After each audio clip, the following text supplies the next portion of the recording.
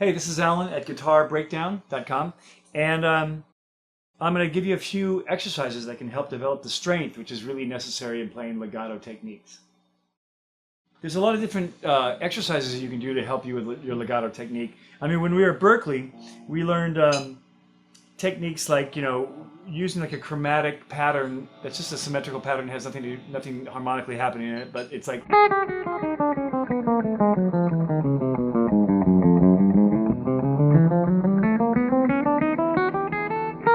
You notice I'm picking every one of them because that's what they taught us at Berklee. Well, you can do the same thing with legato, and you almost don't have to pick at all, but you could just kind of brush the first note.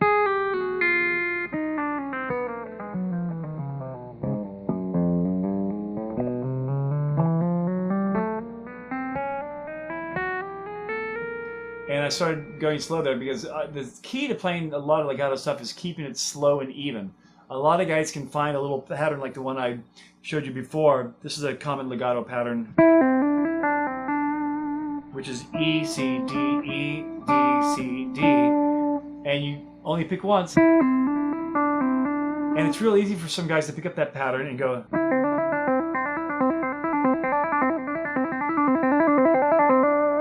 And that's kind of cool, but the harder thing to do is to play it slow in slower tempos. So I take that same pattern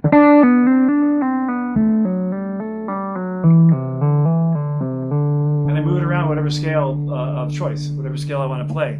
But the main thing is to keep it slow and keep the notes generating and keep the notes loud enough, and that takes a lot of strength in the left hand.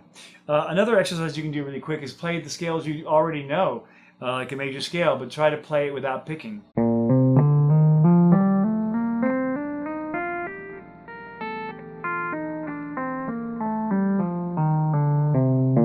And once again, slower better, because you can get more and do things with it, that are going to help develop your strength with your left hand. Hey guys, David Clayton here with guitarbreakdown.com, and I hope you got a lot out of that little quick tip with Allen Hinds on legato playing.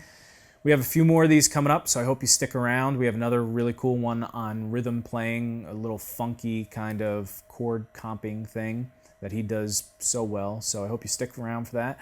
Also, if you haven't subscribed, please click the button up here and subscribe. That really lets us know that you guys like what we're doing and you want to see more of this stuff. Also down here, I'm going to put a little link to our Allen Hinds playlist. So if you like this, maybe you'll like some of those videos that we shot and threw up on YouTube. Also, please stick around we got this really cool thing coming up. With Allen, we recorded like 5.5 hours. Now I think it boils down to maybe an hour and a half of content, but it's amazing. It's this lesson we did on this solo that he played. And he breaks down lick for lick, phrase for phrase, this entire solo. And this is one of the coolest solos I've seen him play, as far as there's so many ideas and so many concepts, but it doesn't sound like he's just going from one lick to another cool one to another like melodic, chromatic idea or something. It's so well done, where it starts out with really cool phrasing and melodic thought, then it goes into some cool little licks, then it throws in some chromatic stuff, then it goes into some amazing legato playing, and he breaks all this down phrase by phrase with us. And we've just finished transcribing it. I'm going to do another lesson at the very end of it, which breaks it down note for note, typically how I've done this before.